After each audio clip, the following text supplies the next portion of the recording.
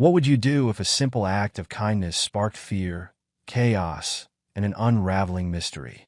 That's exactly what happened when an 8-year-old black girl left a package on an elderly woman's doorstep. Within minutes, the police arrived, and what started as a sweet gesture quickly spiraled into suspicion, accusations, and secrets buried in the shadows. But was this child truly to blame, or was something much darker lurking beneath the surface? Stay with us as we uncover the twists, turns, and heart-stopping revelations in this gripping tale of courage, kindness, and the truth that changed everything. But before that, tell us in the comments where you're watching from today, and don't forget to like and subscribe for more stories.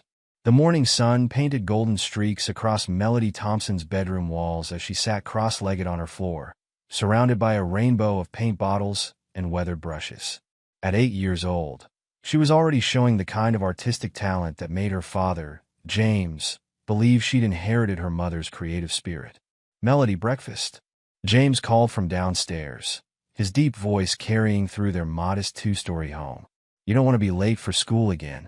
Melody carefully placed her paintbrush down, examining her latest creation, a watercolor butterfly emerging from a chrysalis, its wings decorated with intricate patterns she'd spent all morning perfecting.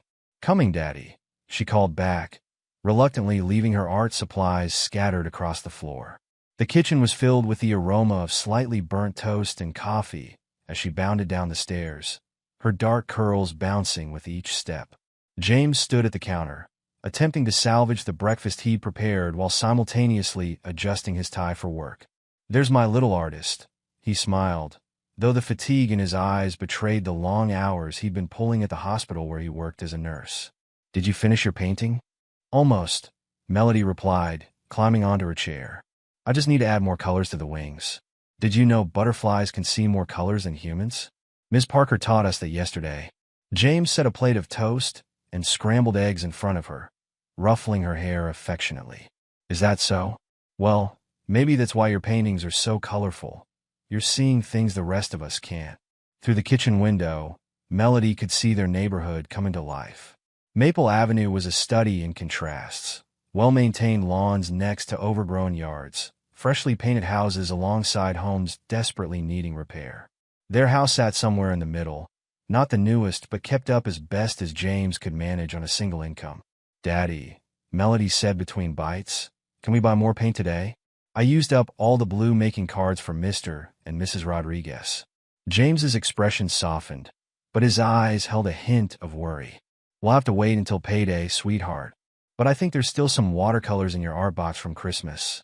Melody nodded, understanding in the way children do when they've grown accustomed to hearing maybe later or not right now. She'd learned to make do with what they had, mixing colors carefully to make them last longer, using both sides of paper, and saving every art supply that came her way. As they stepped outside for their morning walk to school, Melody clutched her backpack decorated with hand-painted flowers, her way of making something ordinary into something special. The neighborhood was quieter than usual, with fewer people chatting on their porches or tending to their gardens. Remember what I told you about staying close to home after school? James reminded her as they walked. There's been some trouble in the neighborhood lately. Melody nodded solemnly. Because of the burglaries? I heard Mrs. Rodriguez talking about it yesterday when I gave her the card I made. That's right. Just be extra careful. Okay. James squeezed her hand. And maybe hold off on delivering any more cards for a while. They passed by the imposing Victorian house that stood at the corner of Maple and Oak. Unlike the other homes on the street, this one seemed to exist in a permanent state of shadow, its faded gray paint and overgrown garden giving it an air of abandonment despite being occupied. That's Mrs. Greenwood's house, whispered Melody, though they were well out of earshot. The other kids say she's scary, but I don't think so. She looks sad whenever I see her through the window. James glanced at the house, his expression thoughtful. Mrs. Greenwood's been through a lot, from what I hear. Sometimes people need their space when they're hurting. As they passed, Melody caught a glimpse of movement behind one of the dusty curtains, a flash of white that disappeared as quickly as it had appeared. Her eyes widened with delight as she recognized Snowball, the fluffy white cat she'd been watching for weeks. Daddy, look. It's the cat again. She pointed excitedly, but the window was empty now. I see you've made a new friend. James chuckled. Just remember to keep your distance from the house, okay? Mrs. Greenwood values her privacy. At school, Melody couldn't stop thinking about Snowball and Mrs. Greenwood. During art class, while other students worked on their assigned projects, she began a new painting, a white cat with bright blue eyes sitting in a window. That's beautiful, Melody, Ms. Parker commented, pausing beside her desk. Is that someone's pet? Sort of, Melody replied, carefully adding whiskers to her creation. It's Mrs. Greenwood's cat, but I think he's lonely like she is. He always comes to the fence when I walk by. Later that afternoon, as rain clouds gathered overhead, Melody sat in their small kitchen, surrounded by the ingredients she'd convinced James to buy with their grocery money. She'd saved her allowance from helping Mrs. Rodriguez water her plants, adding it to what James could spare to buy flour, sugar, and chocolate chips. Are you sure about this, sweetheart? James asked, watching as she carefully measured ingredients for cookies. Mrs. Greenwood might not. Everyone likes cookies, Daddy, Melody insisted with the certainty only children possess. And look, I made her a special card too. She held up her painting of Snowball, now decorated with glitter she'd saved from Christmas cards. James helped her with the oven, his protective instincts warring with his desire to encourage his daughter's kindness. As the cookies baked, filling their small kitchen with a warm, sweet aroma, Melody worked on wrapping them carefully in wax paper, then placing them in a small box she'd decorated with painted flowers. Perfect, she declared, adding her card to the package. Now Mrs. Greenwood won't have to be lonely anymore. The afternoon had grown dark with storm clouds by the time the cookies were ready. James had reluctantly agreed to let Melody deliver her gift, watching anxiously from their front window as she made her way down the street, protected from the light drizzle by her yellow raincoat. Melody's heart pounded as she approached the Victorian house. Up close, it seemed even larger and more imposing, its windows like dark eyes watching her every move. Snowball appeared at the fence, meowing softly in greeting. Hi, Snowball, she whispered, reaching through the fence to scratch behind his ears. I brought something for your friend. I hope she likes cookies as much as you like pets. Taking a deep breath, Melody carefully made her way up the creaking steps to Mrs. Greenwood's front door. The porch boards groaned beneath her feet as she placed the package carefully on the welcome mat, its cheerful wrapping a bright spot against the weathered wood. With trembling fingers, she reached up and knocked 3 times, then turned and ran as fast as her legs would carry her, her rainboat splashing through puddles. She didn't stop until she reached her own front yard, her heart racing with equal parts excitement and nervousness. What Melody didn't notice, as she rushed home through the deepening gloom, was the dark figure standing in the shadow of a large oak tree across the street. They stood motionless, watching as the little girl disappeared into her house, then raised a phone to their ear, fingers moving swiftly across the screen. In the growing darkness, thunder rumbled in the distance, and the figure remained still, their presence as ominous as the storm clouds gathering overhead. The rain began to fall more heavily now, drumming against the pavement and washing away any traces of Melody's footprints from Mrs. Greenwood's porch. Inside her home, Melody pressed her face against the window, watching Mrs. Greenwood's house and waiting for any sign that her gift had been discovered. James stood behind her, one hand resting protectively on her shoulder, unaware that their simple act of kindness was about to set in motion events that would change their lives forever. Do you think she'll like them, Daddy? Melody asked, her breath fogging the glass. Anyone would be lucky to receive such a thoughtful gift, James assured her, though something in his expression suggested concern. He'd lived in this neighborhood long enough to know that sometimes the simplest actions could have the most complicated consequences. The rain continued to fall, casting a gray veil over Maple Avenue, while in the shadows, a phone call was being made, one that would transform a child's innocent gesture into something far more sinister than anyone could have imagined. The rain had intensified, drumming against the pavement of Maple Avenue with increasing urgency. The package Melody had left still sat on Mrs. Greenwood's porch, its cheerful wrapping growing damp in the gathering storm. The silence of the afternoon was suddenly broken by the distinctive sound of sirens in the distance, growing louder with each passing second. A black and white police cruiser rounded the corner, its lights flashing but siren now silent, casting eerie red and blue shadows across the wet streets. Officer Mike Davidson pulled up to the curb in front of Mrs. Greenwood's Victorian house, followed closely by his partner, Officer Sarah Chun. They'd received an urgent call about suspicious activity, possibly related to the recent string of burglaries targeting elderly residents. Dispatch said the suspect was seen approaching the house approximately 10 minutes ago, Officer Chin said, checking her notes. Apparently left some kind of package on the porch. Through the increasing rain, curious faces began appearing in windows up and down the street.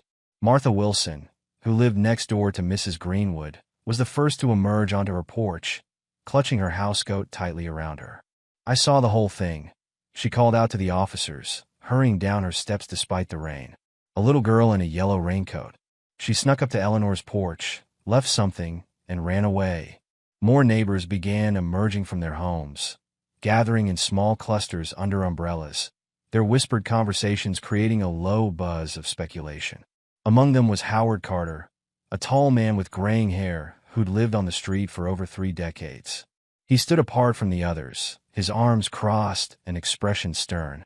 "It was the Thompson girl," Carter announced loudly enough for everyone to hear. "That nurse's daughter. I've been saying for months they're trouble. Always skulking around. That child drawing pictures of people's houses." Officer Davidson approached the porch carefully, his hand resting instinctively on his weapon. The package sat innocuously on the welcome mat, water beginning to seep into its decorative paper. Officer Chin followed close behind with a flashlight, illuminating the small box.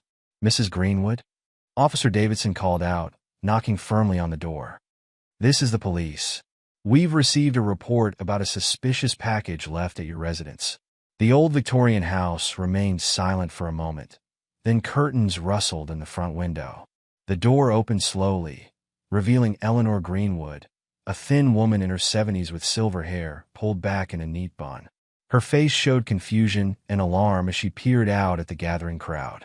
"What's happening?" she asked, her voice trembling slightly. "I didn't call anyone." "Ma'am, someone reported suspicious activity at your house," Officer Chin explained gently. "There's a package here. Did you see who left it?" Mrs. Greenwood's eyes darted to the colorful box on her porch, then to the neighbors gathered on the street. "No, I've been feeling unsafe lately. There have been break-ins, you know. I've been keeping my curtains drawn." Officer Davidson knelt down to examine the package while his partner continued speaking with Mrs. Greenwood. He carefully lifted it, noting how light it was, and gently unwrapped the damp paper. Inside, he found a hand-painted card decorated with glitter and a box containing what appeared to be homemade cookies. "Ma'am," he said, holding up the card, "it appears to be a child's artwork. There's a message here that says, 'Thank you for Snowball.'" Mrs. Greenwood's expression shifted from fear to confusion. "Snowball? The stray cat that's been hanging around?" Meanwhile, just down the street, James Thompson was calling Melody in for dinner, unaware of the commotion unfolding near Mrs. Greenwood's house. The sound of the rain had masked the arrival of the police, and their dining room faced the backyard rather than the street. "Melody, honey, the pasta's getting cold," he called up the stairs. Melody appeared at the top of the stairs, still wearing her rain boots but having changed into dry clothes. She seemed distracted, constantly glancing toward her bedroom window which faced Mrs. Greenwood's house. "Coming, Daddy," she said, making her way down slowly. "I was just finishing another painting." James noticed her unusual quietness as she sat at the table, pushing her spaghetti around her plate rather than eating it. "Everything okay, sweetheart? You're not usually this quiet." "I'm okay," she replied, though her eyes kept drifting toward the window. "Do you think Mrs. Greenwood liked the cookies?" Before James could respond, their doorbell rang. He frowned, not expecting visitors, especially in this weather. "Stay here and eat your dinner," he told Melody, rising to answer the door. Back at Mrs. Greenwood's house, the crowd had grown despite the rain. Howard Carter had positioned himself at the center of a group of neighbors, his voice carrying over the sound of the storm. "First these break-ins start happening, and now suspicious packages," he was saying. "And have you noticed how that Thompson girl is always watching houses, drawing pictures? Probably casing them for her father. I heard he works nights at the hospital. Convenient for burglaries, don't you think?" Martha Wilson nodded eagerly. always ready to embrace a bit of gossip. And did you know they moved here right before the break-in started? Can't be a coincidence. That's enough speculation, Officer Chen interrupted firmly, having overheard the conversation. This appears to be nothing more than a child's gift. We'll handle the investigation. But the damage was already done. Whispers spread through the crowd like wildfire, theories growing more outlandish with each retelling. Some neighbors began to recall suspicious behavior they'd previously thought nothing of: Melody's habit of drawing houses, James's irregular hours, the times they'd seen the little girl near various properties. Mrs. Greenwood stood in her doorway, holding the now unwrapped package in her hands. The cookies were still warm, she noticed, and the card was beautifully painted with an image of Snowball sitting in her window. Something about the innocent gesture made her chest tighten with an emotion she couldn't quite name. "Ma'am," Officer Davidson said, "would you like us to confiscate the package? We can have it tested." "No," Mrs. Greenwood said quietly, surprising herself. "No, I'd like to keep it." The rain continued to fall as the police began wrapping up their investigation. Officer Chen was taking statements from neighbors, while Officer Davidson made notes about the incident. The crowd slowly began to disperse. Those small groups lingered under umbrellas, continuing their discussions in hushed tones. Howard Carter remained, watching Mrs. Greenwood's house with an unreadable expression. He pulled out his phone, appeared to check something, then walked away with a satisfied look on his face. Inside her house, Mrs. Greenwood sat in her faded armchair, the package resting on her lap. Snowball had appeared from wherever he'd been hiding during the commotion, rubbing against her legs and purring. She picked up the card again, studying the careful brushstrokes that had created his image. The cookies smelled like childhood and simpler times, reminding her of Sunday afternoons in her mother's kitchen. Yet something held her back from tasting them, a lifetime of caution, perhaps, or the whispers of suspicion that had filtered through her windows with the rain. Through her front window, she could see the police car finally pulling away, its lights no longer flashing, but still reflecting off the wet pavement. The street was almost empty now, the excitement of the afternoon fading with the daylight. But something had changed in the atmosphere of Maple Avenue. An invisible line had been drawn, divisions deepened, suspicions planted. Mrs. Greenwood looked down at the card again, tracing the words, "Thank you for Snowball," with a trembling finger. Her expression remained unreadable as she sat in her darkening living room, the sound of rain her only company. Snowball jumped on her lap, settling himself next to the box of cookies, and began to purr. In the growing darkness, she sat perfectly still, torn between decades of isolation and the simple, unexpected kindness of a child she'd never met.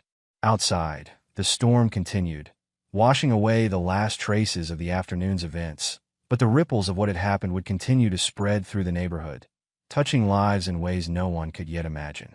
The package sat on her lap, both a gift and a question, while somewhere down the street, a little girl in yellow rain boots wondered if she'd done something wrong by trying to do something right.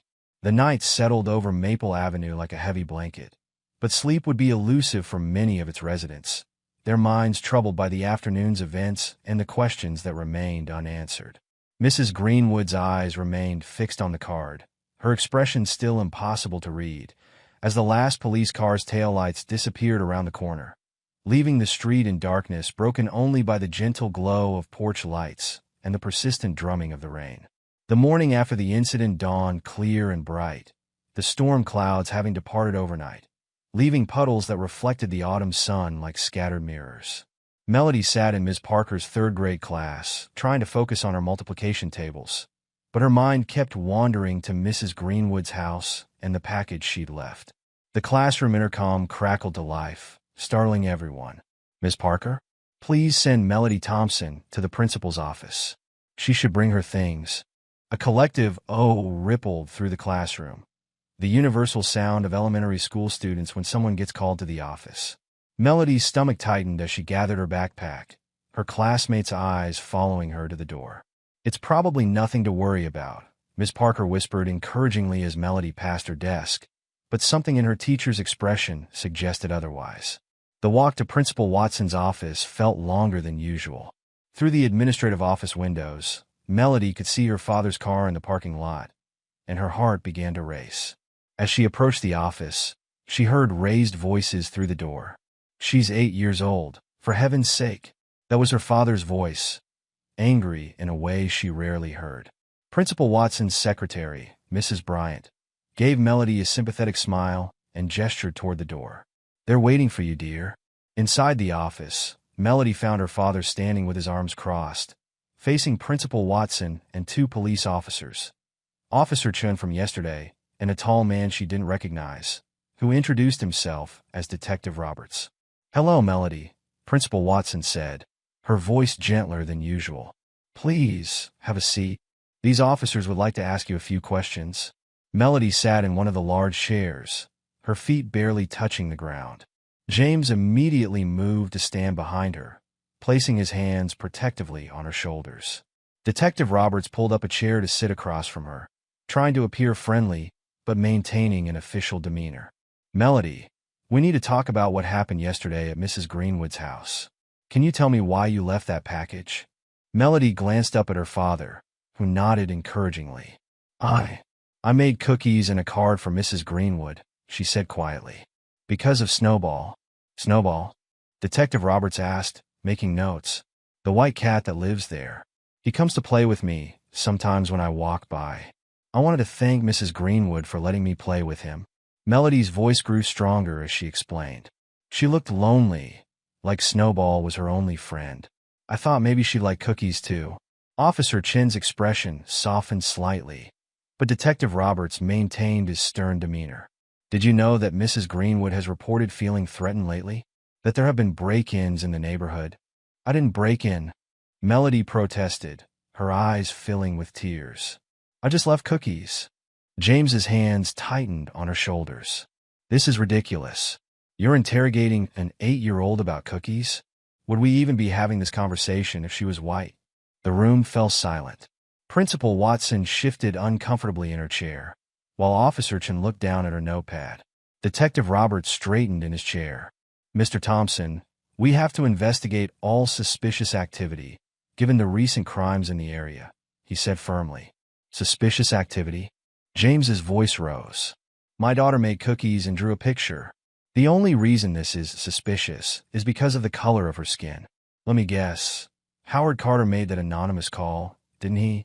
Meanwhile, across town at the police station, Mrs. Greenwood sat in an interview room, her hands clasped tightly in her lap. She looked smaller somehow, drawn in on herself, as Officer Davidson asked her questions. "Can you walk us through what happened yesterday, Mrs. Greenwood?" he asked gently.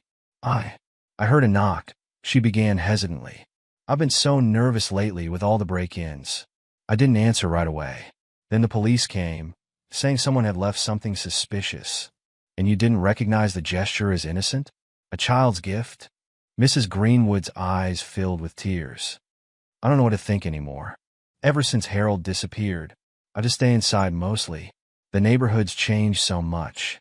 I don't know my neighbors like I used to." Back at the school, the interview with Melody continued, though James's accusation of racial profiling had changed the atmosphere in the room. "Melody," Officer Chin said, taking over from Detective Roberts, "can you tell me about your drawings? Some neighbors mentioned seeing you drawing their houses." Melody's face lit up slightly. "I love drawing. Miss Parker says I might be an artist someday like my mom was. I draw everything I see. Houses, trees, people, animals."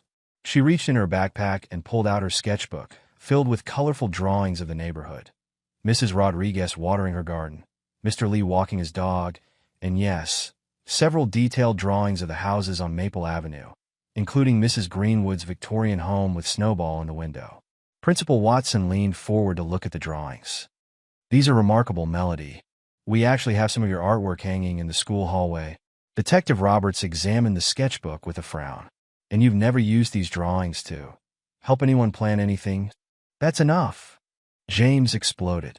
"My daughter is not a criminal mastermind casing houses through art. She's a little girl who loves to draw and wanted to do something nice for a lonely neighbor. The fact that we're even having this conversation is proof of exactly what's wrong with this neighborhood." Outside the principal's office, word had spread quickly about what was happening. Teachers spoke in hushed voices during their breaks, while parents arriving for various reasons found themselves taking sides in the growing controversy. Mrs. Rodriguez, who had come to drop off medication for her son, defended Melody vigorously to anyone who would listen. "That child brings me beautiful cards every week. She helps me with my gardens and never asks for anything in return. This is madness." But others, particularly those who'd lived in the neighborhood longer, were less supportive. "You have to admit, it's suspicious," Martha Wilson was saying to a group of parents. "All these break-ins starting right after they moved in." The division in the community was becoming more apparent by the hour. Lines were being drawn between those who saw an innocent child's gesture of kindness and those who'd allowed fear and prejudice to color their perception of events. Finally, after what felt like hours, the interview at the school concluded. Detective Roberts stood, gathering his notes. "We'll be continuing our investigation, but for now, Melody is free to return to class." "Investigation?" James questioned incredulously. "Into what?" "Unauthorized cookie delivery." Principal Watson stepped in quickly. "Perhaps Melody should take the rest of the day off, Mr. Thompson. Give everyone a chance to cool down." In the car ride home, Melody sat quietly in the back seat, clutching her sketchbook. James kept glancing at her in the rearview mirror, his heart breaking at the sight of his normally cheerful daughter looking so defeated. "Daddy," she finally said in a small voice, "did I do something bad?" James pulled the car over, turning to face his daughter. "No, baby. You did something kind and beautiful. Some people just have trouble seeing beauty when it comes in a package they're not expecting. I just wanted to make her happy," Melody sniffled. "She always looks so sad when I see her through the window, and Snowball is her only friend. Nobody should only have one friend." James reached back to squeeze her hand. "I know, sweetheart. I know." That evening, after putting Melody to bed, James sat at their kitchen table, spreading out newspapers from the past few months. Articles about the break-ins, police reports, community meeting minutes, anything that might help him understand what was really going on in their neighborhood. His phone buzzed with a text from Mrs. Rodriguez. "Just heard what happened at school. This isn't right, James. Let me know how I can help." As he read through the articles, a pattern began to emerge. The break-ins had started before they moved to the neighborhood, but they'd increased in frequency recently, and they seemed to be targeting specific houses, all older residents, all living alone. James's nursing training had taught him to look for patterns, to question coincidences. Something about this situation wasn't adding up, and he was determined to find out what it was. His daughter's tears had awakened something in him, a determination to not just clear her name, but to expose whatever was really happening on Maple Avenue. In her bed upstairs, Melody lay awake, listening to her father moving around downstairs. She pulled out her sketchbook and began a new drawing, this one showing the whole neighborhood, every house, every neighbor, all connected by the streets that ran between them. In her child's mind, she couldn't understand why lines were being drawn between people who lived so close together. As the night deepened, different scenes played out across Maple Avenue. Mrs. Greenwood sat in her darkened living room, the box of cookies still untouched on her coffee table, while Snowball purred in her lap. Howard Carter made another mysterious phone call from his study. Officer Chin reviewed her notes from the day, a troubled expression on her face. And in the Thompson house, a father and daughter lay awake in their beds, both hurting from the day's events, both wondering how a simple act of kindness had turned into something so complicated. But while Melody's young heart was heavy with confusion and sadness, James's mind was racing with determination. Someone had deliberately twisted his daughter's innocent gesture into something sinister, and he was going to find out why. The moon rose over Maple Avenue, its light touching each house equally, ignorant of the invisible lines that now divided the neighborhood. Tomorrow would bring new challenges, new accusations, new revelations. But for now, the street was quiet, holding its secrets close, waiting for the truth to emerge from the shadows of prejudice and fear. The early morning light barely penetrated the thick fog that had settled over Maple Avenue. James Thompson sat at his kitchen table, surrounded by newspaper clippings, printouts from community Facebook groups, and notes from his conversations with neighbors. He'd taken a rare day off from the hospital, determined to get to the bottom of what was happening. His cell phone buzzed, a text from Officer Sarah Chun. "Found something you should know. Can we meet? Somewhere private." James glanced up at the ceiling, where Melody was still asleep. Mrs. Rodriguez had agreed to watch her after school today, giving him time to investigate. He texted back quickly, "Coffee shop on 5th Street, 9 a.m.?" An hour later, James sat in a corner booth at Bean there, done that, nursing his second cup of coffee. Officer Chin arrived in civilian clothes, looking around carefully before sliding into the seat across from him. "I shouldn't be doing this," she said quietly, pulling out her phone, "but something about this case doesn't sit right with me." I pulled the records of the 911 call from the cookie incident. "Listen." She pressed play, and Howard Carter's distinctive voice filled their corner of the cafe. "Yes, I'd like to report suspicious activity at 1242 Maple Avenue. There's someone attempting to deliver what appears to be a package to Eleanor Greenwood's house. Given the recent break-ins targeting elderly residents, I thought it prudent to report." James's hands clenched around his coffee cup. "I knew it was him. What you might not know is that Carter has a history of this sort of thing. 3 years ago, he tried to start a petition to prevent a black family from buying the house on Oak Street. 5 years before that, he made complaints about the Hispanic family who opened the grocery store on the corner." Officer Chin nodded grimly. "I did some digging. He's made 17 suspicious activity reports in the past 2 years. Every single one involved a person of color." Back on Maple Avenue, Mrs. Greenwood's Victorian house stood silent and dark despite the morning sun. All the curtains were drawn tight, and a "No Solicitors" sign had appeared on the front door. The morning paper lay untouched on her front steps, along with 2 days' worth of mail.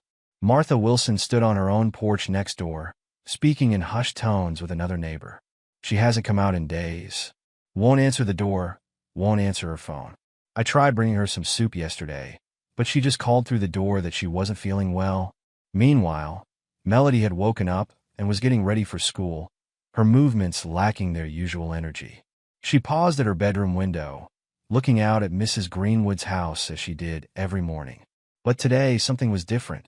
"Daddy," she called out, running downstairs in her half-buttoned school uniform. "Daddy, Snowball's gone." "What do you mean, honey?" James asked, quickly hiding the investigation materials.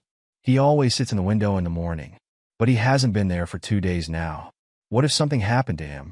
Melody's eyes filled with tears. "What if he's lost or hurt?"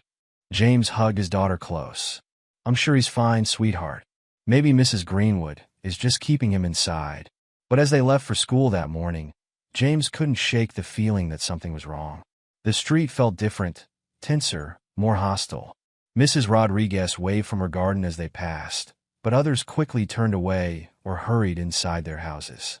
That night, after tucking Melody into bed, James sat in their darkened living room, reviewing his notes.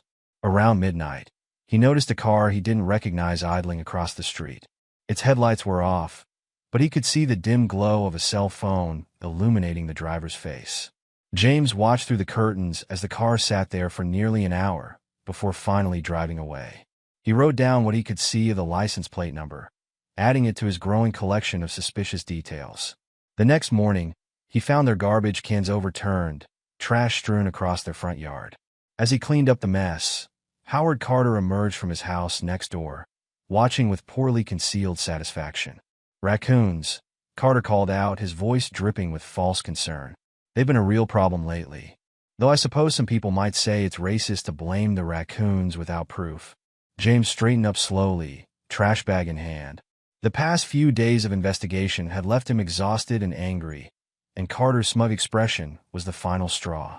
"Why did you do it, Howard?" he asked, his voice carrying across the pristine lawn that separated their properties. "Why did you call the police on an 8-year-old girl?" Carter's expression hardened. "I was performing my civic duty. There have been break-ins. Break-ins that started long before we moved here," James interrupted, walking closer. "Break-ins that somehow only target certain houses. Tell me, Howard, did you call the police when Mrs. Peterson's granddaughter delivered cookies last month? Or when the Boy Scouts came around selling popcorn?" "That was different," Carter sputtered. "Those were organized groups."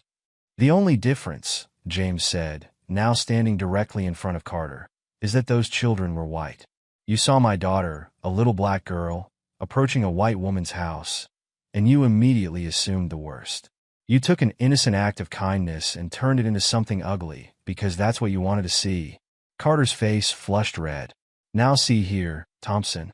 I won't stand here and be accused of racism in my own front yard. I made that call because I was concerned for Eleanor's safety, nothing more. If you want to make this about race, that's your problem, not mine. You're right about one thing, James replied coldly. This is about safety, but not Mrs. Greenwood's. It's about my daughter's safety. The safety you put at risk when you called armed police officers to confront a child holding cookies and a drawing. Inside the house, Melody sat at the top of the stairs, listening to the confrontation through an open window. Her fingers worked busily with colored pencils as she drew, creating another card. This one showing Snowball playing in Mrs. Greenwood's garden, surrounded by flowers and butterflies. She knew her father had forbidden her from going near Mrs. Greenwood's house again, but surely another card wouldn't hurt. Maybe if she explained about Snowball, about how she just wanted to be friends. Later that afternoon, as James spoke on the phone in his study, Melody crept closer to listen. He was talking to someone named David, his voice urgent and confused. It doesn't make sense, Dave. Why would a development company be interested in a lawsuit from 20 years ago? And what does it have to do with Harold Greenwood's disappearance? Melody didn't understand most of what she heard, but she caught phrases that made her curious.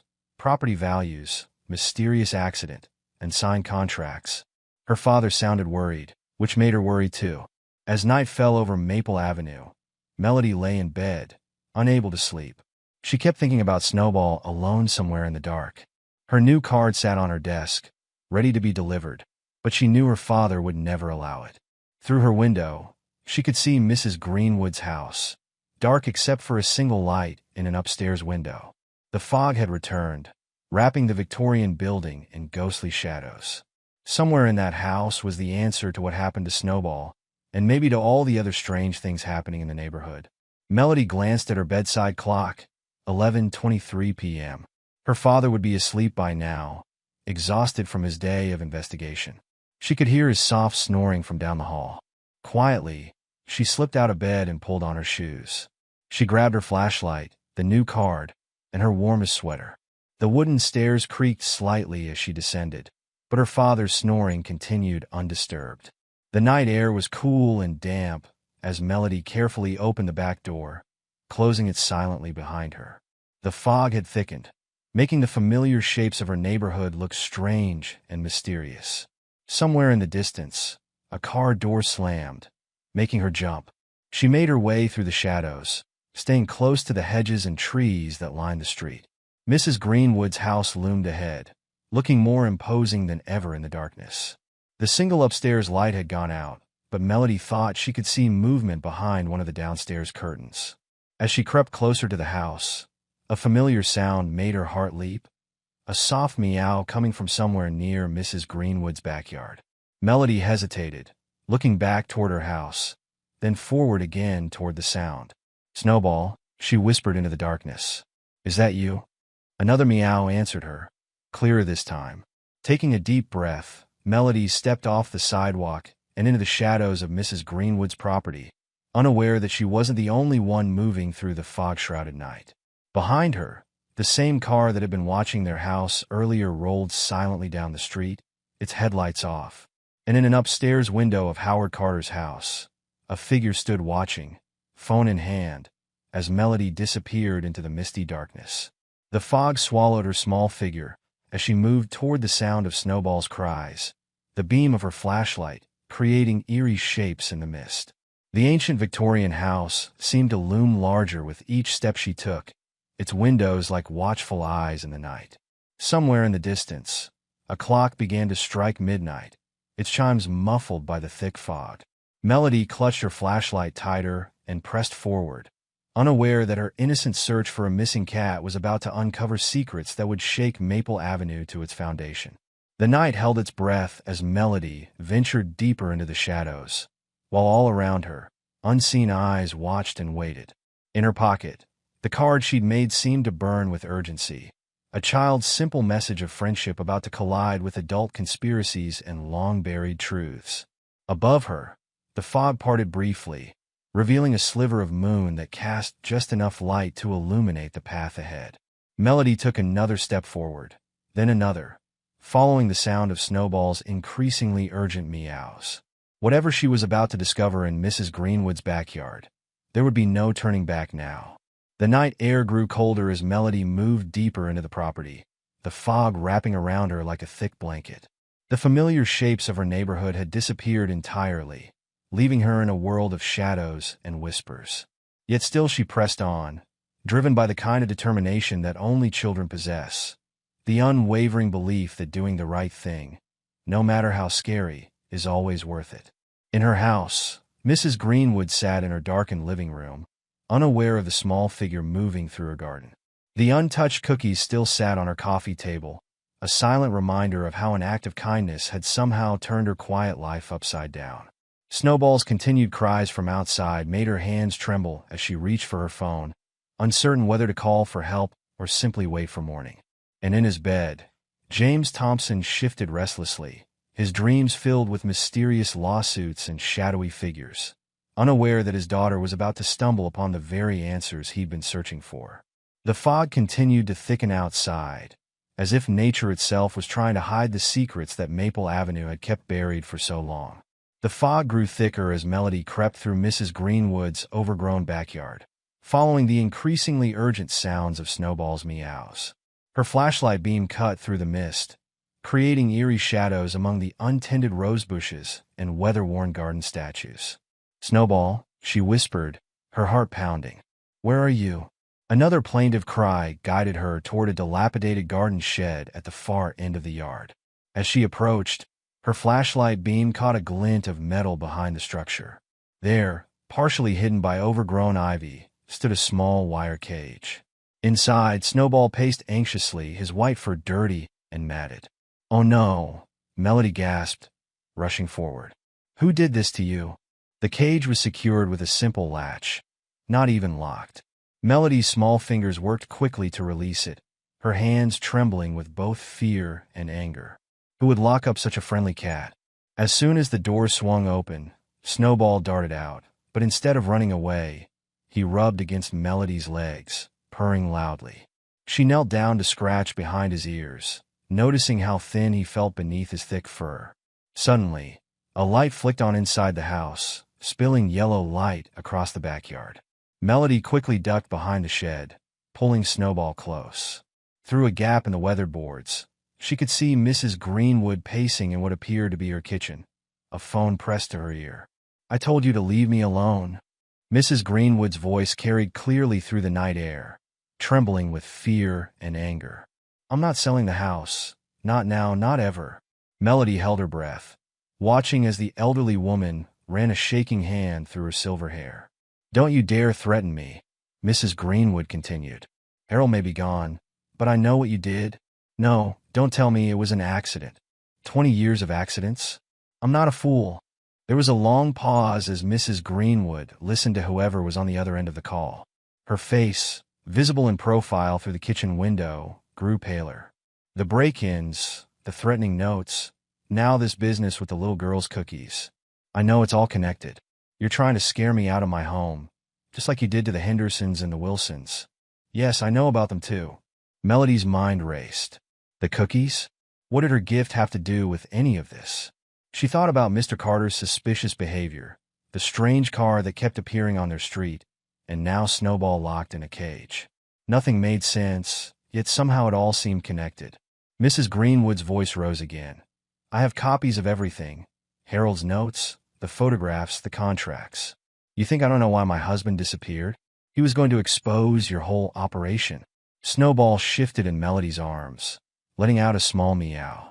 She quickly covered his mouth with her hand, her heart pounding as Mrs. Greenwood turned toward the window. "I have to go," Mrs. Greenwood said suddenly. "Someone's out there." "No, don't you dare send anyone to check on me. I mean it. Leave me alone." Melody waited until the kitchen light went out before making her move. Clutching Snowball tightly, she crept along the edge of the property, keeping to the shadows until she reached the street. Then she ran, her feet barely touching the ground, all the way home. But as she approached her house, her heart sank. Every light was on, and she could see her father's silhouette pacing in the living room window. Melody Rose Thompson. James's voice boomed as soon as she opened the door. Do you have any idea what time it is? I've been out of my mind with worry. Melody stood in the doorway, still holding Snowball, who had begun to purr contentedly. Daddy, I can explain. Do you know I was about to call the police? After everything that's happened, how could you sneak out like this? James ran his hands over his face, his anger warring with relief. Then he noticed the cat. Is that? Someone locked him in a cage, Melody said quickly, the words tumbling out. Behind Mrs. Greenwood's shed. And Daddy, I heard her on the phone. She's scared of something, but not because of me. She said something about her husband and accidents and people trying to make her sell her house. James's expression shifted from anger to concern. He knelt down to examine Snowball, his medical training taking over. He's dehydrated, he muttered, then looked up at his daughter. Tell me everything you heard. Don't leave anything out. As Melody recounted Mrs. Greenwood's phone conversation, James's frown deepened. He got up and retrieved his laptop, opening files of research he'd been collecting. Listen to this, he said, pulling up a news article from 20 years ago.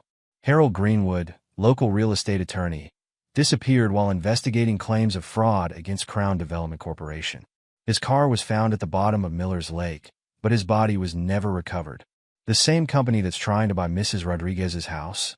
Melody asked, remembering the for sale sign that had appeared in her friend's yard last week. James nodded grimly. And the Hendersons' house before they moved away, and the Wilsons' house before them. They've been buying up properties all over the neighborhood, but Mrs. Greenwood won't sell because she knows they did something to her husband. Melody hugged Snowball closer. I think so, honey, and I think someone's been trying to scare her into selling. The break-ins, the threatening phone calls. He paused, looking at his daughter. They might have even used my little girl's act of kindness to make her feel more vulnerable. Melody's eyes filled with tears. I just wanted to be nice. I didn't mean to make things worse. James pulled her into a tight hug, careful not to squish Snowball. You didn't make things worse, sweetheart. You may have actually helped uncover what's really going on here. But you can't ever sneak out like that again, understand? It's not safe. Melody nodded against his chest. Can we help Mrs. Greenwood? We'll try, baby. But first, you need to get to bed. And we need to figure out what to do with this guy. He scratched Snowball behind the ears. He can stay with us. Just until Mrs. Greenwood feels safe again. James sighed, knowing he'd already lost this battle. Go get him some water and that leftover chicken from dinner. But this discussion about sneaking out isn't over, young lady. The next morning, as Melody got ready for school, she couldn't stop thinking about Mrs. Greenwood. She pulled out her art supplies and began working on a new card. Dear Mrs. Greenwood, she wrote carefully, I'm sorry if my cookies scared you. I just wanted to be your friend. I found Snowball, and he's safe with us. He misses you, and I think you must miss him too. You don't have to be scared. My daddy helps people at the hospital, and maybe he can help you too. Love, Melody. Meanwhile, James prepared to leave for his morning shift at the hospital. As he backed out of the driveway, he noticed a dark sedan parked down the street. The same car he'd seen watching their house before. This time, when he turned onto Oak Street, the sedan pulled out and began following him. James took a series of random turns, confirming his suspicions. The car was definitely tailing him. He pulled out his phone at a stoplight, quickly dialing Officer Chun. Sarah? That car you asked me to watch for? It's behind me right now. License plate matching the one from the other break-ins. Stay on the main roads, Officer Chun instructed. I'm sending a patrol car your way. But before the patrol car could arrive, James's follower apparently realized they'd been made. The sedan turned abruptly down a side street and disappeared. Back on Maple Avenue, Mrs. Greenwood sat in her living room, still clutching her phone from the previous night's threatening call. Snowball's absence weighed heavily on her heart. She hadn't meant to neglect him, but lately she'd been too afraid to even step outside to feed him properly. The doorbell rang, making her jump. Through the peephole, she could see it was just the mail carrier, but she waited until they'd walked away before opening the door. Among the usual bills and junk mail was a hand-addressed envelope from a law firm. Her hands shook as she opened it, reading the formal notice inside. Another offer from Crown Development, this one including thinly veiled references to her recent security concerns and suggesting that selling might be in her best interest. The sound of breaking glass shattered the morning quiet. Mrs. Greenwood ran to her kitchen, following the noise, and froze. The back door's window had been smashed, and through the broken pane, she could see a dark figure disappearing into the fog that still hadn't lifted from her overgrown garden. On her kitchen table lay a single playing card, the ace of spades, the same calling card that had been left at every other break-in in the neighborhood. But this time, something was different. The burglar had left something else, a faded photograph that made Mrs. Greenwood's blood run cold. It showed Harold, her husband, standing in front of Miller's Lake, his arm around a much younger Eleanor. Scrawled across the image in red ink were the words, "Accidents can happen twice." Mrs. Greenwood's scream echoed across Maple Avenue, setting off a chain of events that would finally bring all the shadowy pieces of the puzzle into the light. The fog began to lift, but the darkness that had been haunting their neighborhood was far from over. In his classroom at the hospital where he taught nursing students, James's phone buzzed with multiple messages. From Officer Chun, break-in reported at Greenwood House. You need to see this. From Mrs. Rodriguez, James, something's happening at Eleanor's. Police everywhere. From his neighbor across the street, strange men watching your house. Should I call 911?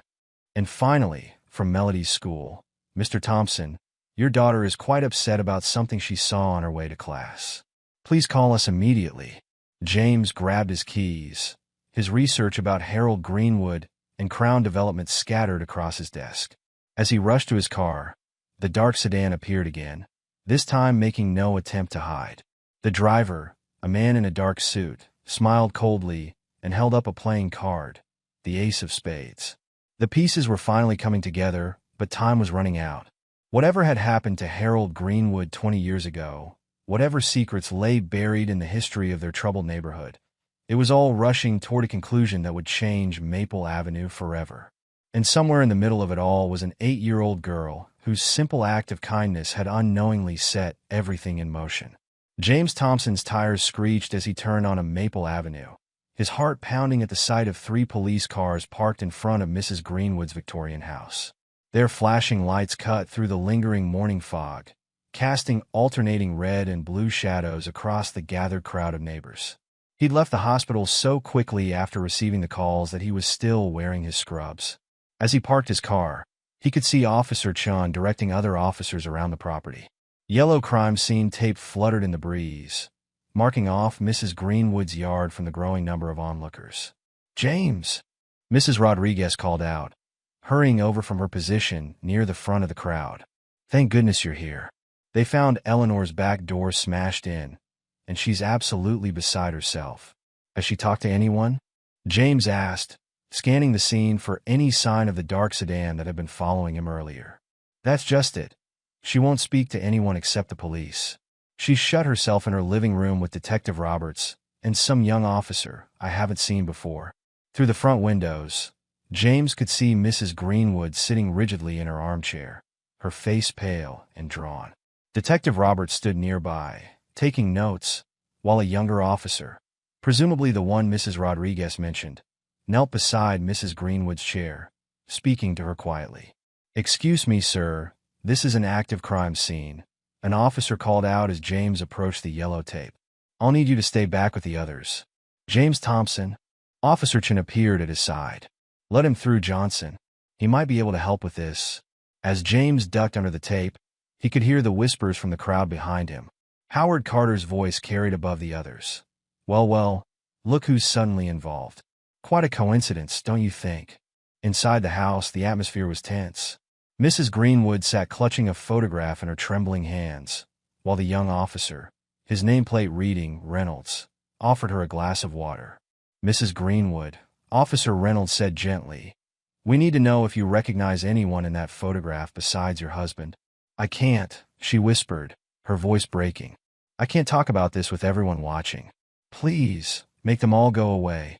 Detective Roberts nodded to another officer, who began clearing the rubbernecking neighbors from the front yard. James noticed that Howard Carter seemed particularly reluctant to leave, his eyes fixed on the broken kitchen window before finally turning away. "Mr. Thompson," Officer Reynolds called out, "could you join us for a moment?" James approached carefully, noting how Mrs. Greenwood tensed at his presence. Mrs. Greenwood, I know you're scared, but I think I might be able to help. My daughter Melody. Please, Mrs. Greenwood interrupted, her voice barely above a whisper. I don't want to discuss your daughter. I just want everyone to leave me alone. Officer Reynolds gave James a meaningful look, then guided him to the kitchen where they could speak privately. The broken glass from the window crunched under their feet. Listen, Reynolds said in a low voice. I've been looking into the recent break-ins, and something doesn't add up. They all follow the same pattern. Elderly residents, single occupants, and every victim has received offers from Crown Development within days of the incidents. James nodded. I've noticed a pattern too, and I think Howard Carter might be involved. He's been watching my house, making threatening comments, and I'm pretty sure he's the one who called the police about Melody's cookies. Carter. Reynolds pulled out his notebook. The name's come up in my investigation. He's been seen meeting with representatives from Crown Development at the diner on 5th Street, but we haven't been able to prove anything concrete. Their conversation was interrupted by the arrival of a sleek black car. A woman in an expensive suit emerged, carrying a leather briefcase. That's Margaret Wells, Reynolds whispered, Mrs. Greenwood's lawyer. She's been handling the estate since Harold Greenwood disappeared. Mrs. Wells strode purposefully into the house, her heels clicking on the hardwood floors. Eleanor? I came as soon as I got your message. Have you shown the police the photograph? Mrs. Greenwood looked up, her eyes red-rimmed, but clearer now. Margaret, they were in my house. They left Harold's picture, with a message. The lawyer took the photograph, her professional composure cracking slightly as she read the threatening message scrawled across it. This changes everything, she said grimly. Officers, what you're looking at isn't just a break-in. This is part of a systematic campaign of harassment dating back 20 years. James listened intently as Mrs. Wells explained how Crown Development had been trying to acquire properties in the neighborhood for decades. Harold Greenwood, as a real estate attorney, had discovered irregularities in their practices. Properties mysteriously devalued, elderly residents pressured to sell, accidents that seemed too convenient to be coincidental. The day Harold disappeared, Mrs. Wells continued, he was supposed to meet with me to share evidence of illegal activities. He never made it to that meeting. Meanwhile, across town at Maple Avenue Elementary, Melody sat at her desk, unable to focus on her mathematics lesson. Her thoughts kept drifting to Mrs. Greenwood, to Snowball, currently being spoiled with tuna by Mrs. Rodriguez, and to the frightening conversation she'd overheard the night before. During recess, instead of playing with her friends, she sat under her favorite oak tree and pulled out her art supplies. She'd been working on something special, not just a card this time, but a full letter with illustrations. Dear Mrs. Greenwood, she wrote, carefully decorating the margins with tiny flowers and cats. I'm sorry if I scared you with my cookies and card. I didn't mean to cause any trouble. I just saw you looking sad through your window sometimes, and I know how it feels to be lonely. After my mom died, Daddy and I were lonely too, until we moved here and met nice people like Mrs. Rodriguez and Snowball. I heard you on the phone last night, and I know you're scared of something much bigger than cookies or little girls. Daddy always says that being brave doesn't mean you're not scared. It means doing the right thing even when you are scared. Like when he has to help sick people at the hospital even if they might have something contagious. I found Snowball in that cage, but I didn't tell anyone about it except Daddy because I didn't want to get you in trouble. He's safe at our house now, and Mrs. Rodriguez is helping take care of him. He really misses you. I can tell because he sits in our window looking toward your house, just like he used to do in your window. I draw pictures of everything I see because my mom was an artist, and Daddy says it helps keep her memory alive. I've drawn lots of pictures of your house because it's beautiful, like something from a fairy tale, even if it's a little scary sometimes. I drew some of those pictures for you. One of your house in spring with all the flowers I imagine used to grow there, one of Snowball in his favorite window spot, and one of you and me having tea and cookies together. I hope that one comes true someday. You don't have to be alone and scared. Daddy helps people. It's his job at the hospital, but also just who he is. He would help you too if you let him. And I would really like to be your friend. Love, Melody. P.S. Snowball says hi. Well, he meowed when I read him this letter, so I think that means hi. Back at Mrs. Greenwood's house, the investigation continued. Officer Reynolds had brought in forensics to dust for fingerprints, while Detective Roberts interviewed neighbors. James watched as Howard Carter gave his statement, noting how the man's eyes kept darting toward the broken window. "It's all connected," James said quietly to Officer Reynolds. "The break-ins, the pressure to sell, the threatening phone calls. Someone's trying to force Mrs. Greenwood out of her home. They're using everything they can. Even twisted my daughter's act of kindness into something threatening." Reynolds nodded grimly. "We've seen this before, developers using intimidation tactics to clear out resistant homeowners. But this case is different. There's something bigger here, something that goes back to Harold Greenwood's disappearance." Inside, Mrs. Greenwood sat with her lawyer, going through a stack of documents. James could hear fragments of their conversation. The original contracts, Harold's notes, proof of certification fraud. Suddenly, Mrs. Rodriguez appeared at the kitchen door, holding something in her hands. "Eleanor, I'm sorry to interrupt, but, well, Melody asked me to give you this." She held out the envelope containing Melody's letter. Mrs. Greenwood stared at it for a long moment, then slowly reached out to take it. "She's a special child, Eleanor," Mrs. Rodriguez said softly. "She sees beauty and friendship where others see only differences and fear. Just like Harold used to do." Mrs. Greenwood's hands trembled as she opened the envelope. As she read Melody's words and looked at the carefully drawn pictures, tears began to roll down her cheeks. "The cookies," she whispered. "They smell just like the ones my mother used to make. And the card, it was so beautiful. I wanted to thank her, but I was so afraid." She looked up at James, her eyes clearing. "Your daughter found Snowball? He's safe?" James nodded. "She heard him crying behind your shed last night. Someone had locked him in a cage." "A cage?" Mrs. Greenwood's face darkened. "I would never. Howard Carter. He's always hated Snowball. Said he was a nuisance. He must have." She trailed off, realization dawning in her eyes. "Mrs. Greenwood," Officer Reynolds said gently, "would you be willing to make a formal statement now? About everything, the break-ins, the threats, and Mr. Carter's involvement?" Mrs. Greenwood looked down at Melody's letter again, running her fingers over the colorful drawings. "Yes," she said finally. "Yes, I think it's time to tell the whole story. For Harold, for this neighborhood, and for a little girl who reminded me what it means to be brave." As the afternoon sun began to break through the lingering fog, casting warm light through Mrs. Greenwood's windows, the atmosphere in the house changed. The fear and tension began to dissipate, replaced by a sense of purpose and resolution. Mrs. Greenwood sat straighter in her chair, holding Melody's letter like a talisman as she began to share her story with the officers. Outside, the neighbors gradually dispersed, though Howard Carter lingered at the edge of his property, his face darkening as he watched Mrs. Greenwood talking animatedly with the police.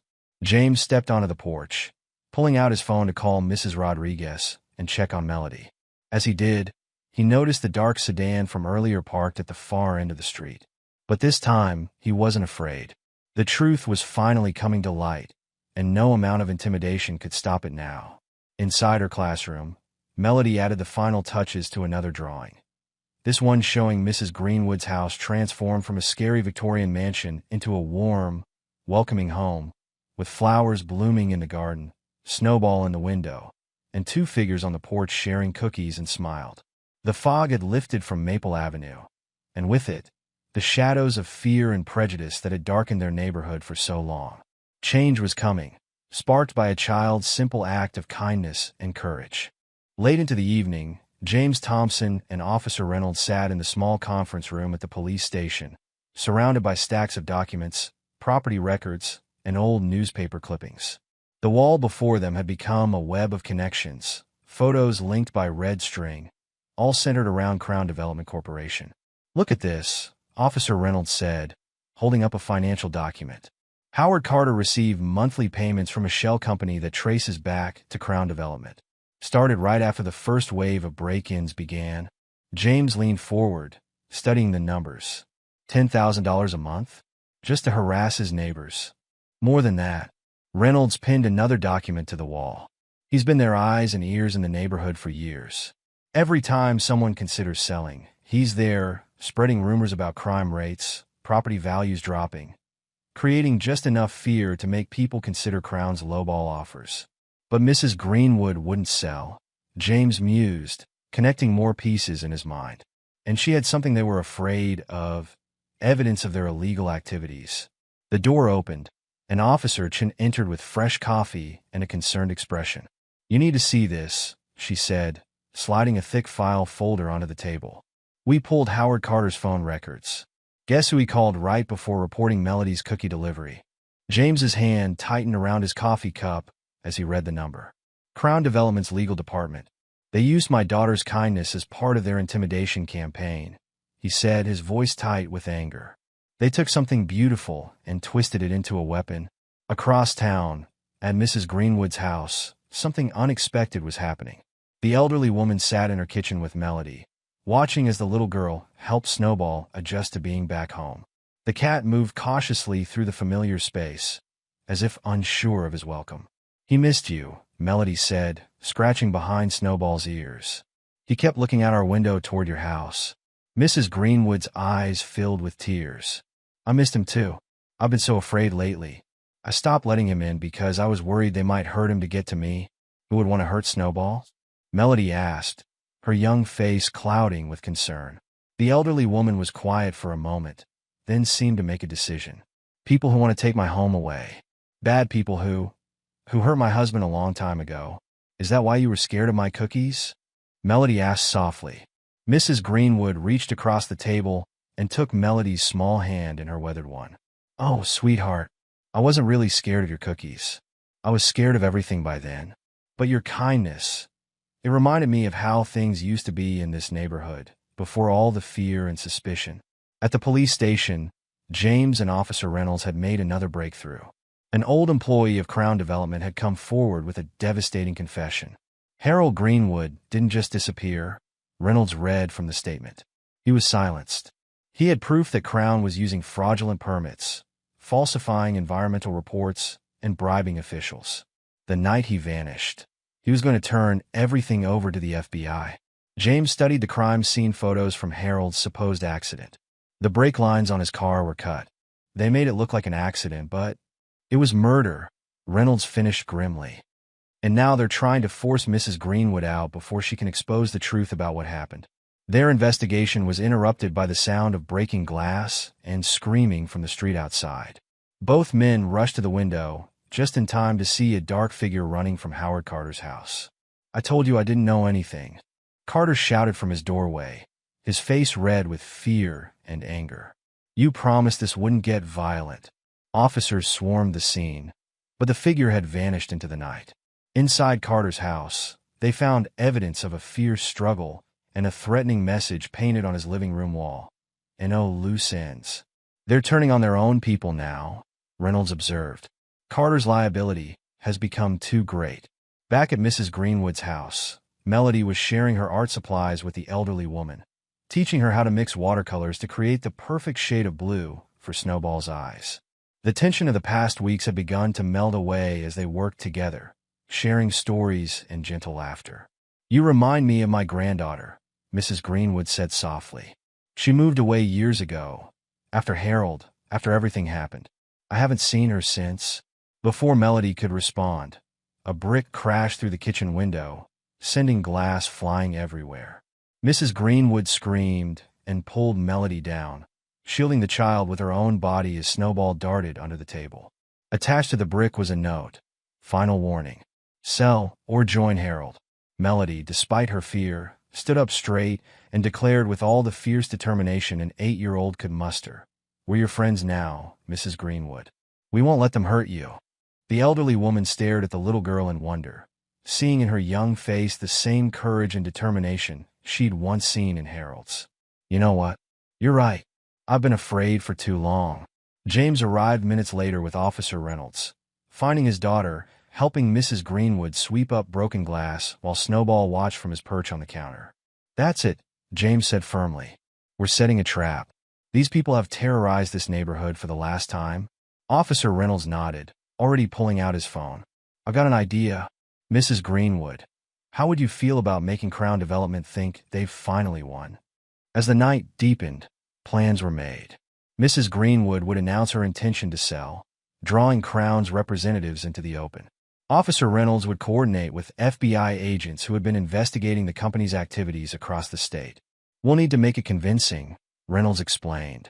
They'll be suspicious if you suddenly change your mind after all these years.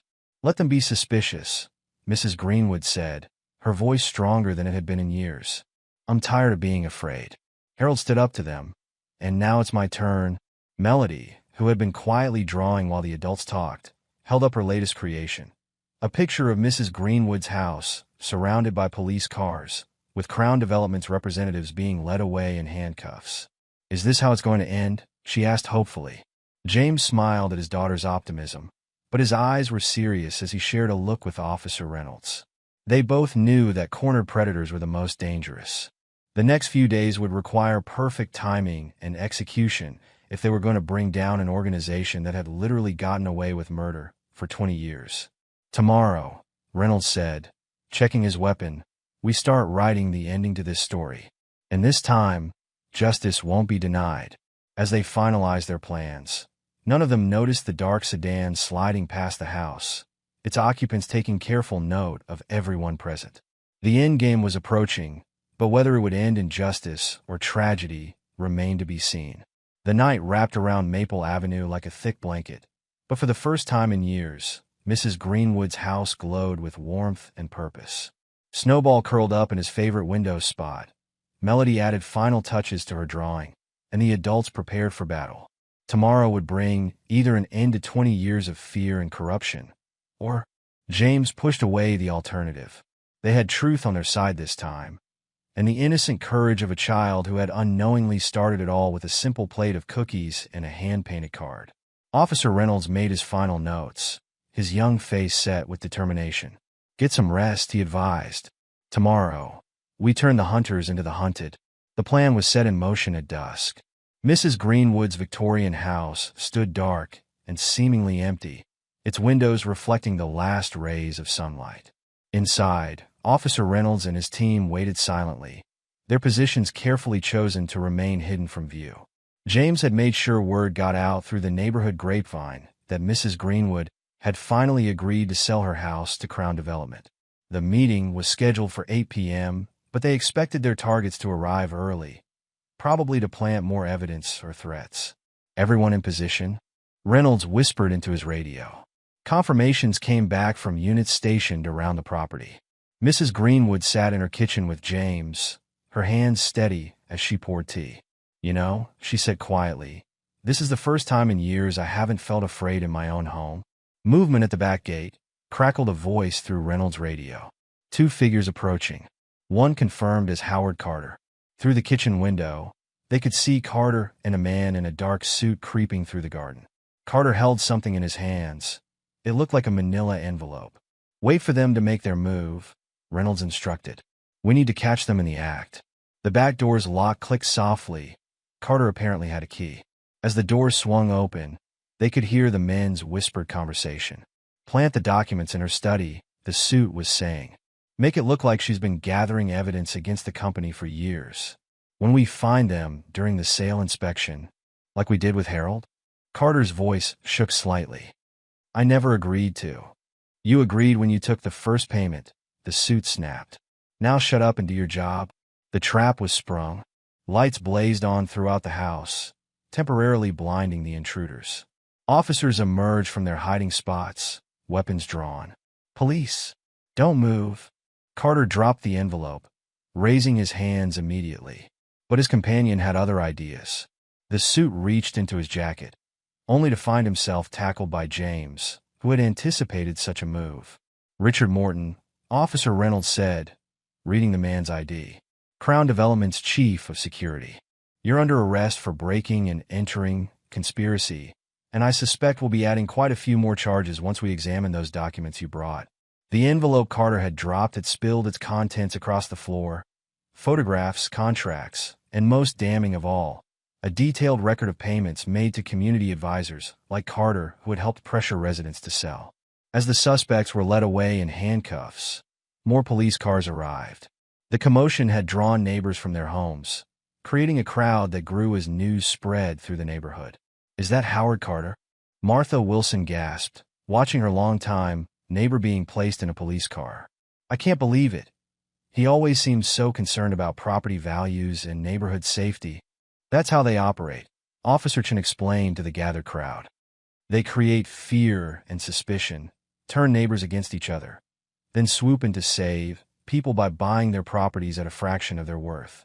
The evidence found in the envelope proved devastating. Crown Development's illegal tactics were exposed in detail, from the fraudulent permits that Harold Greenwood had discovered to the systematic intimidation of elderly residents. Most shocking was a series of photographs showing Harold Greenwood's car being tampered with the night he disappeared. Morton's face was clearly visible in several shots. They kept the evidence, Mrs. Greenwood said, her voice thick with emotion. They kept proof of their own crimes as insurance against each other. The morning newspapers ran the story on their front pages. Corporate corruption exposed in Maple Avenue scandal. The articles detailed how a little girl's act of kindness had inadvertently sparked the investigation that brought down a criminal enterprise. Melody, reading the paper with her father over breakfast, found her own name mentioned. 8-year-old Melody Thompson's gesture of friendship, leaving cookies and a hand-painted card for an elderly neighbor, set in motion a chain of events that exposed 20 years of corporate corruption and criminal activity. "Am I really a hero?" she asked James, her eyes wide. "The best kind," he replied, hugging her close. "The kind that changes the world with kindness instead of fear." At Mrs. Greenwood's house, the transformation was remarkable. Neighbors who had kept their distance for years now stopped by with food, flowers, and offers of help. Mrs. Rodriguez organized a garden cleanup committee, determined to restore the property to its former glory. "I remember when this garden was the pride of the neighborhood," Mrs. Greenwood told Melody as they watched volunteers clearing away years of overgrowth. "Harold used to spend every weekend tending to the roses." Snowball supervised the proceedings from his favorite windowsill, occasionally meowing his approval as sunshine began to reach long-shadowed corners of the garden. Howard Carter's arrest sent shockwaves through the community. His public confession, made in exchange for leniency, revealed the full scope of Crown Development's operations. Other neighborhoods came forward with similar stories, leading to multiple investigations across the state. "I never meant for it to go this far," Carter told investigators. "At first, it was just about the money, but then Harold Greenwood started asking questions, and Morton said we had to protect ourselves." The community's response to the revelations was transformative. A neighborhood that had been divided by suspicion and fear now came together in support of Mrs. Greenwood. The very differences that Crown Development had exploited to create discord became strengths as residents shared their various skills and resources to help restore both the property and the neighborhood spirit. Mrs. Rodriguez organized meals. Mr. Lee, a retired contractor, offered to repair the broken windows and weathered porch. Even Martha Wilson, who had been one of the most suspicious neighbors, volunteered to help sort through years of accumulated paperwork. The culmination came on a bright Saturday afternoon, when the entire neighborhood gathered for a celebration at Mrs. Greenwood's house. The garden, now cleared and replanted, was filled with tables of food, strings of lights, and the sound of children's laughter. Melody had helped organize an art station where neighborhood kids created cards and paintings to decorate Mrs. Greenwood's freshly painted walls. Her own artwork held a place of honor in the living room. The original card that had started everything, framed alongside the newspaper article about the case. "I have an announcement to make," Mrs. Greenwood said, standing on her porch steps with Snowball in her arms. "Thanks to the settlement from Crown Development, I'm establishing the Harold Greenwood Memorial Fund. It will help elderly residents maintain their homes and protect them from predatory developers." The crowd erupted in applause. James noticed Officer Reynolds at the edge of the gathering, smiling as he watched the community he'd helped protect celebrate their victory. "You know," Reynolds said as James approached, "in all my years on the force, I've never seen anything quite like this. Usually, cases like this end with arrests and paperwork. But this is healing." Mrs. Greenwood made her way through the crowd to where Melody sat drawing with other children. "I have something for you," she said, holding out a small box. Inside was a silver charm bracelet. "It was my granddaughter's," Mrs. Greenwood explained. "I've been saving it, waiting for the right person. Someone who understands that real treasure isn't in property values or development deals. It's in the courage to be kind, even when the world isn't kind back." Melody hugged the elderly woman, careful not to disturb Snowball, who had draped himself across both their laps. Around them, the party continued, a symphony of conversations, laughter, and the sounds of a community rediscovering its heart. As the sun began to set, the garden lights twinkled on, creating a magical atmosphere. Children played hide and seek among the newly planted flowers while adults shared stories on the restored porch. The boundaries that had once divided them, race, age, income, seemed to fade away in the warm glow of shared triumph and renewed friendship. "Look, Daddy," Melody said, pointing to her latest drawing. It showed the entire neighborhood gathered around Mrs. Greenwood's house, every face smiling, every hand joined. Above them, a ghostly figure that looked like Harold Greenwood watched over the scene, his expression peaceful. "It's not scary anymore," she explained. "It's just home."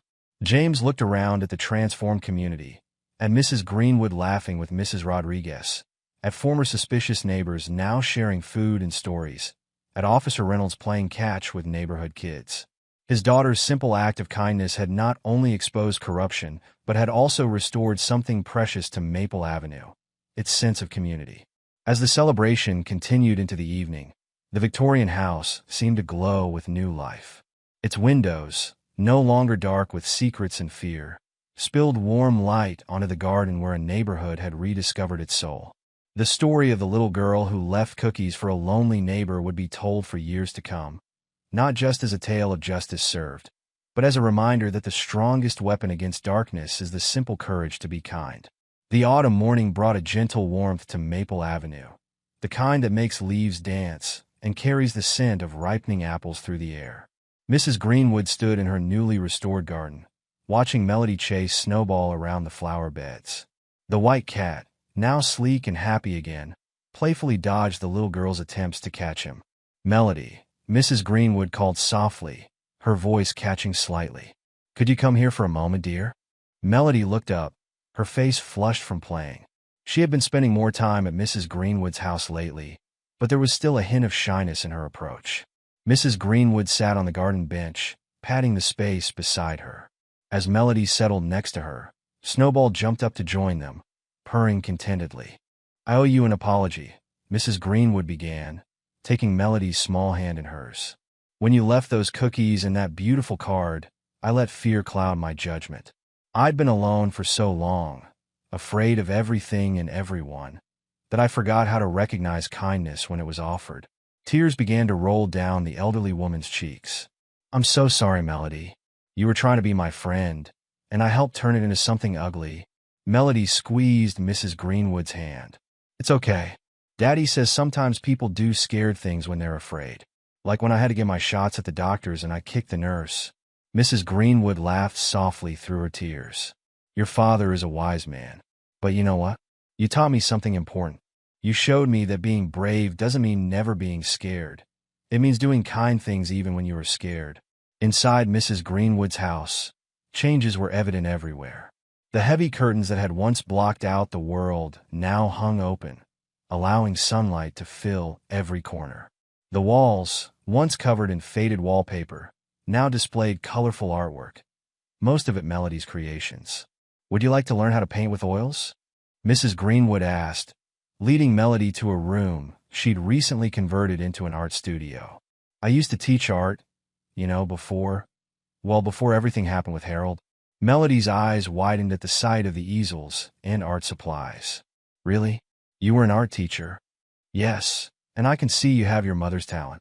Mrs. Greenwood smiled, setting up a small easel. "Your father told me she was an artist too." Over the next few weeks, a routine developed. After school, Melody would come to Mrs. Greenwood's house for art lessons. They would set up their easels in the garden when weather permitted, with Snowball supervising from his perch on the garden wall. James often watched from Mrs. Rodriguez's porch next door, sharing coffee and pan dulce with their neighbor as they marveled at the transformation of both Mrs. Greenwood and the community. "It's amazing," Mrs. Rodriguez said one afternoon. 6 months ago, this street was full of suspicion and fear.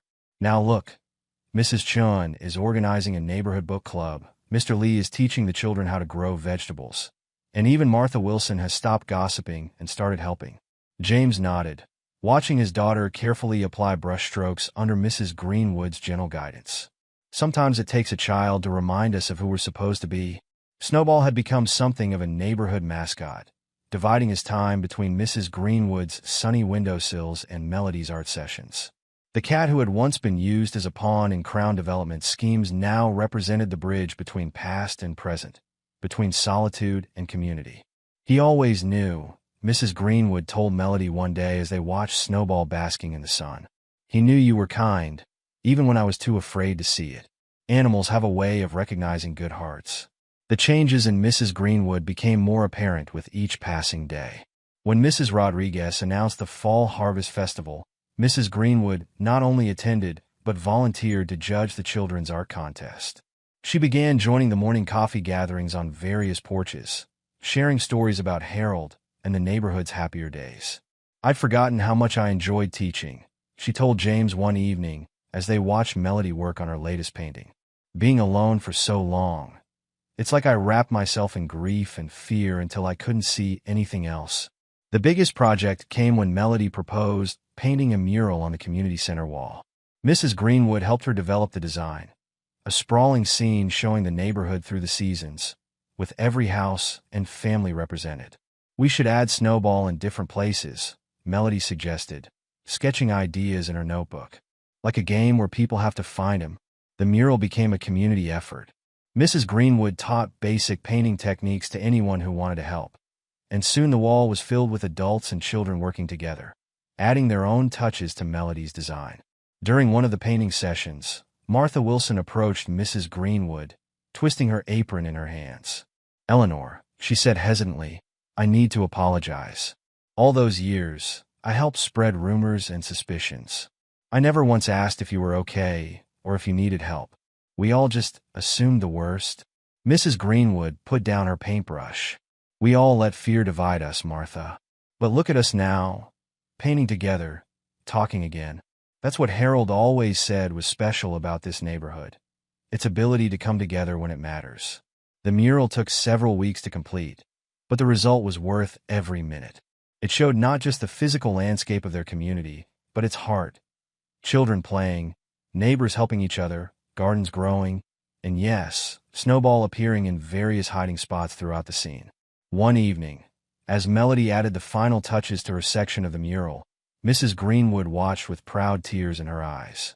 She thought about the frightened, lonely woman she'd been just months ago, and how a child's simple act of kindness had broken through decades of fear and isolation. The next day, Mrs. Greenwood asked James to bring Melody to her house after school. The art studio had been specially prepared, with a new easel set up near the window, Melody's favorite spot for painting. "I have something for you," Mrs. Greenwood said, bringing out a beautifully wrapped package. "Something that belonged to another young artist who brought light into my life." Melody carefully unwrapped the package to find a professional artist's case made of polished wood. Inside, nestled in velvet lining, were top-quality paints, brushes, and tools, the kind that serious artists use. "This was my daughter Sarah's," Mrs. Greenwood explained softly. "She loved to paint, just like you. After she moved away, after I lost Harold, I packed it away with everything else that reminded me of happiness. But now I know that's not what Sarah or Harold would have wanted. Art should be alive, bringing joy and healing to others, just like you've brought to this neighborhood." Melody ran her fingers over the brushes reverently. "But Mrs. Greenwood, this is too special. I'm just learning." "You're more than just learning, dear. You're teaching all of us how to see beauty again, how to trust, how to be brave enough to be kind." Mrs. Greenwood hugged the little girl close. "Besides, Sarah called last week. She's coming to visit next month, and she wants to meet the young artist who helped bring her mother back to life." Through the studio window, they could see neighbors gathering for the evening art class that Mrs. Greenwood had started teaching in her garden. James was helping Mr. Lee set up chairs while Mrs. Rodriguez distributed her famous lemonade. Snowball watched from his favorite windowsill, occasionally meowing his approval of the scene below. "You know what the best part is?" Melody said, carefully arranging her new art supplies on the desk Mrs. Greenwood had refinished for her. "Nobody looks scared anymore. Everyone smiles and waves, just like in my pictures." Mrs. Greenwood smiled, watching as more neighbors arrived for the class, each bringing something to share: food, stories, friendship. The fear that had held her prisoner for so long had been transformed into something beautiful, all because a little girl had been brave enough to reach out with cookies and a hand-painted card. "Well," she said, picking up her own brushes, "shall we show them how it's done?" Together, they set up their easels by the window, Snowball purring between them, as the sound of laughter and friendly conversation drifted up from the garden below. The late afternoon sun painted everything in warm golden light, making the scene look just like one of Melody's paintings, full of color, life, and most importantly, love.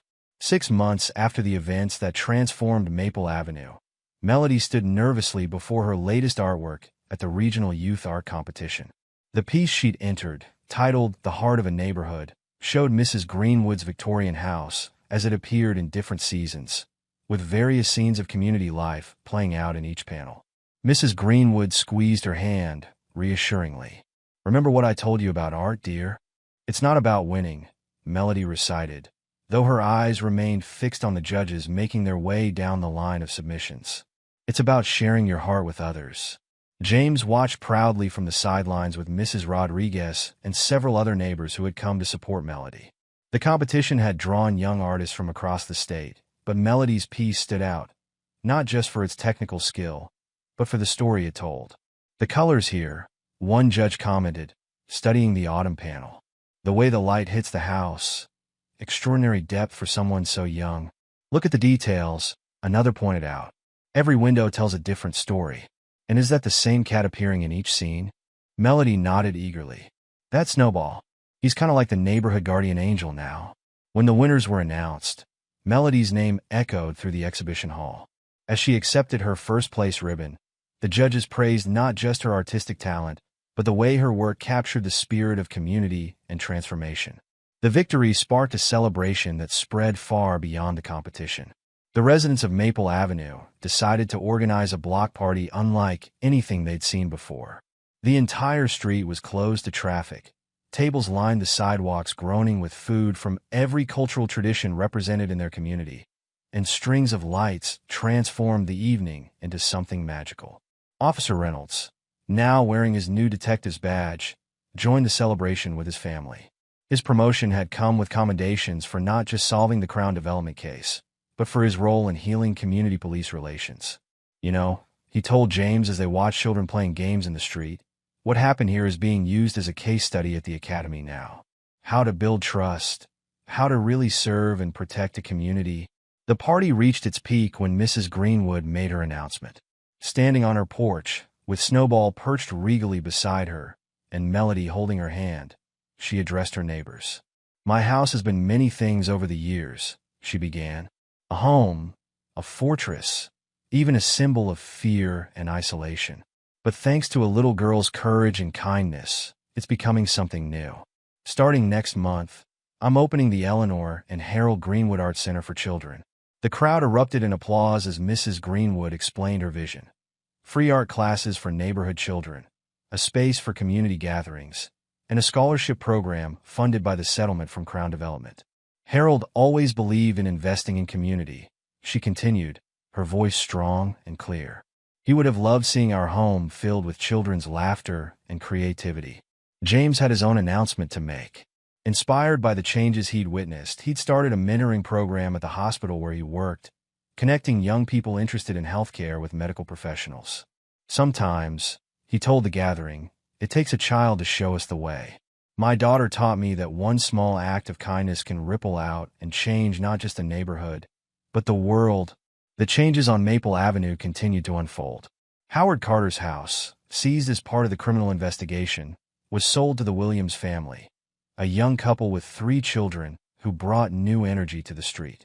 Their youngest daughter immediately signed up for Mrs. Greenwood's art classes. "It's like watching the neighborhood heal itself," Mrs. Rodriguez observed one morning during the daily coffee gathering on Mrs. Greenwood's porch.